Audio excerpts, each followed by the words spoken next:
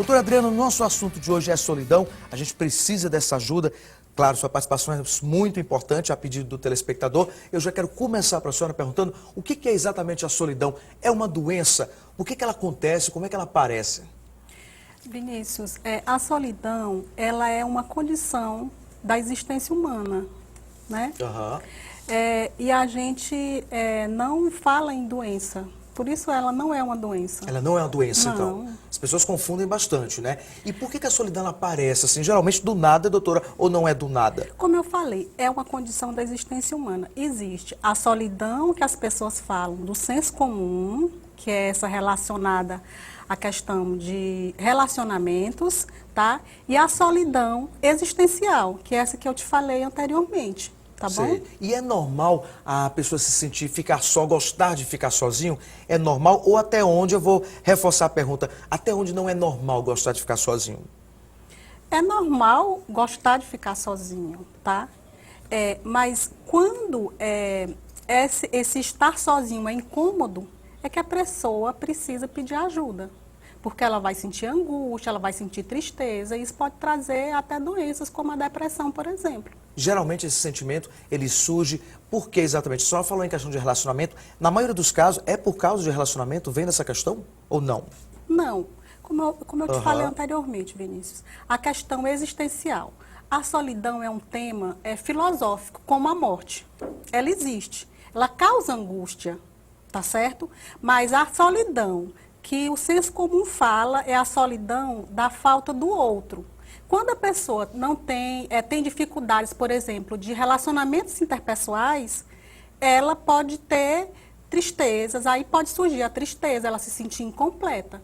Então, por causa disso. Olha só, você está vendo que não é difícil, né, doutora, falar desse assunto. Falar de solidão e discutir o assunto é, segundo os especialistas, o primeiro passo para enfrentar o problema. Por isso que é importante a gente discutir. Vencer o preconceito é fundamental nesses casos. Você vai ver agora uma personagem que fez exatamente isso e resolveu dividir com a gente esse problema. Vamos ver. Dona Celsa tenta vencer a solidão com a ajuda do trabalho dobrado. A costureira passa o dia inteiro na máquina, incluindo os finais de semana. Viúva há 24 anos, ela teve 4 filhos, mas a família só se encontra uma vez por semana. Dona Celsa não sabe como nem por que a solidão aparece e a incomoda todos os dias. Quando meu esposo faleceu, eu tinha 33 anos. Hoje eu tenho 54. Mas de lá pra cá, eu nunca encontrei assim uma pessoa, não é que eu queira um homem, né? Mas uma pessoa, uma companhia, para você dividir os seus problemas, né? Porque é ruim, a solidão é ruim. Ficar dentro de casa só pensando, às vezes a lágrima cai, mas passa. No local de trabalho são várias máquinas, mas somente a de Dona Celsa funciona o dia inteiro. Sem colegas de profissão, ela fica sem ter com quem conversar. Por isso, trabalha dobrado e acredita que dessa forma vai vencer a solidão. Se a minha colega não vem trabalhar comigo, nesses horários eu me sinto muito só. Aí vem os pensamentos daquelas pessoas que a gente gosta, né? Aí a gente sente falta de alguém. Aí cai uma tristezinha um pouquinho, né? Incomoda a solidão? Um pouquinho. Doutora, trabalhar dobrado, como a gente viu, resolve?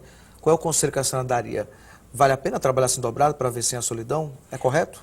Olha, o mais importante, Vinícius, é a pessoa encontrar um sentido para a vida dela. No caso aí da entrevistada, se o trabalho é algo que a preenche, é válido. É válido então? Sim. Nesse caso da Dona Celsa, então ela está correto. E ela não poderia fazer outras atividades, então, a não ser só trabalhar?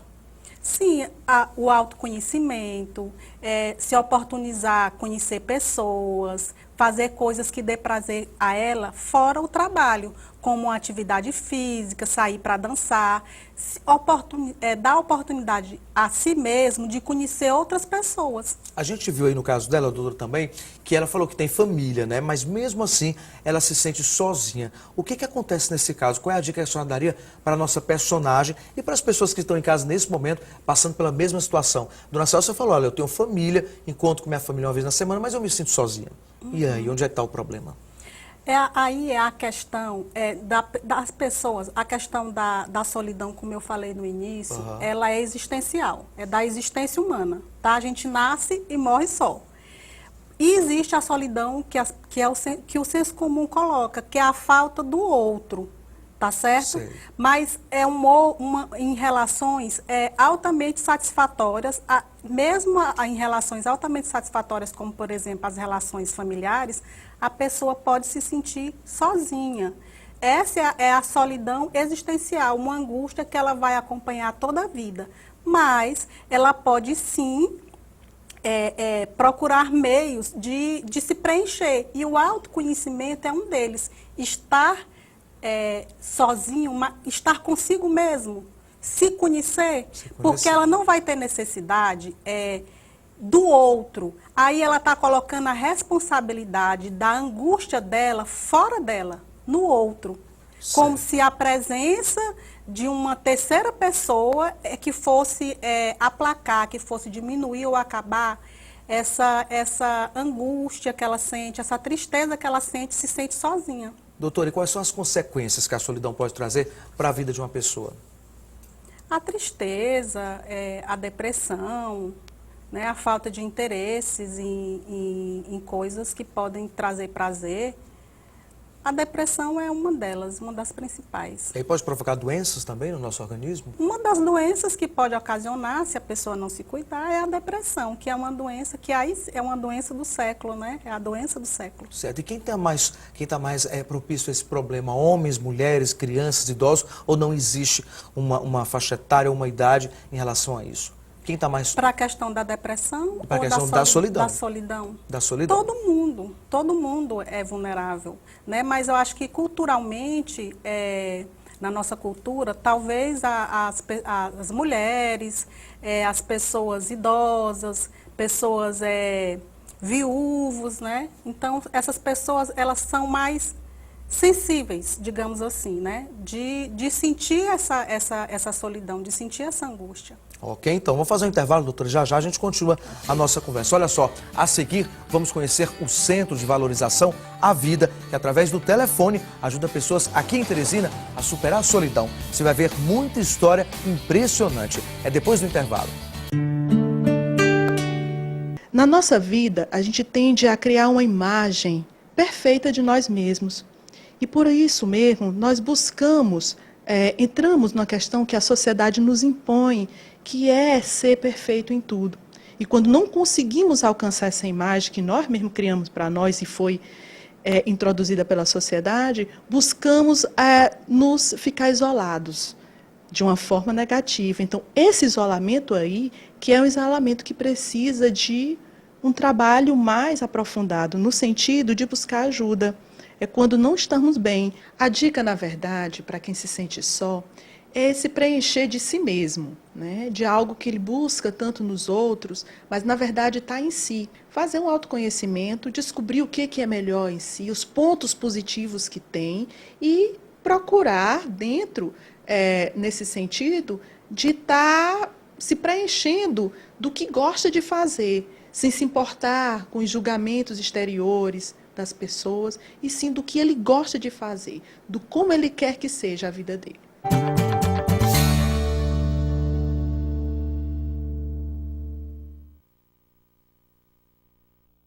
Futebol e tradição é no São João do SBT Nordeste. E lá vai o Brasil, cruzamento na área da Tchecoslováquia. O goleiro só fechou, a bola escapou, sobe pra babá, que chapuletada, é gol!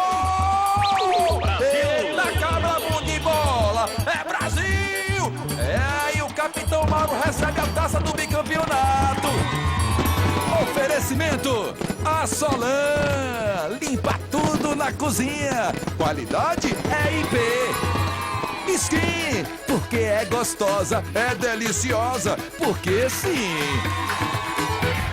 Futebol e tradição é no São João do SBT Nordeste.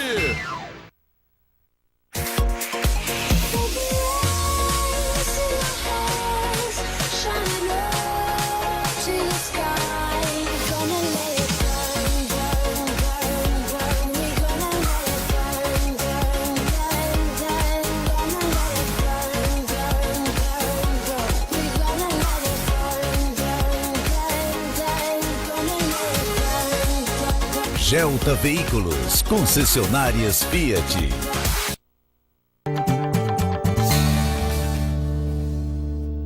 Clínica São Camilo, Centro Oftalmológico, 3222-7420. Voltamos com Vida Saudável, hoje falando sobre a solidão. Você tem dúvidas? Está se sentindo sozinho em casa? Acha que precisa de ajuda?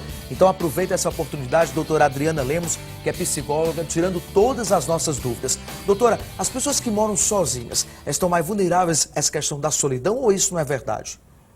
Não, Vinícius, não é verdade. Isso vai depender de cada pessoa. Se ela é uma pessoa que coloca na mão do outro a responsabilidade da felicidade dela, da completude dela, ela é vulnerável a se sentir sozinha, ela morando só ou não. Então isso não é verdade, a gente pode morar sozinho e não sentir um pingo de solidão, né? Mas eu quero saber da senhora agora, existe uma fase da vida onde o sentimento de solidão ele é mais forte? Por exemplo, a velhice. A velhice, essa fase, a solidão, ela aparece mais ali ou não? Pode sim, com relação à questão da velhice, já está se aproximando a questão, a pessoa passa a pensar mais também na questão da morte, né? Que é outro tema que traz angústia, além do tema solidão. Geralmente ela já é um viúvo ou tem poucas pessoas. Então, são questões que podem torná-la mais vulnerável a sentir solidão. A participação da família, então, é muito importante não nesses casos. A participação da família. Para quem tem um idoso, o que a senhora diria para as pessoas que estão assistindo a gente nesse momento? Pessoas que têm aí o pai ou a mãe, né? Às vezes moram sozinho. É importante essa coisa da visita, de frequentar mais também, de dar essa atenção? Eu acho assim, com relação ao idoso, tanto de dar atenção, que isso é uma coisa da vida toda, né? Mas também esse idoso não tirar funções dele.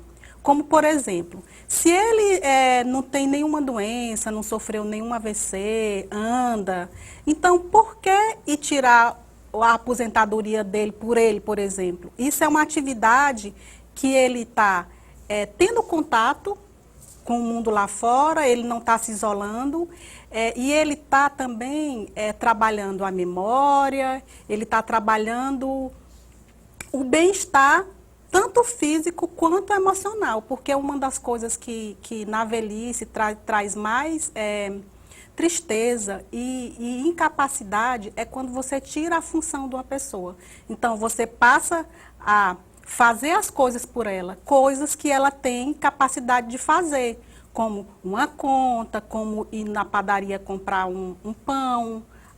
Esse tipo de coisa que é simples, mas é muito importante para uma pessoa que é idosa. Doutora, e para fugir da solidão, muitas pessoas acabam fazendo o que outras pessoas querem para não se sentir rejeitados, né? O que a senhora acha disso? É prejudicial? Olha, e isso é prejudicial. Mais uma vez, é aquela coisa.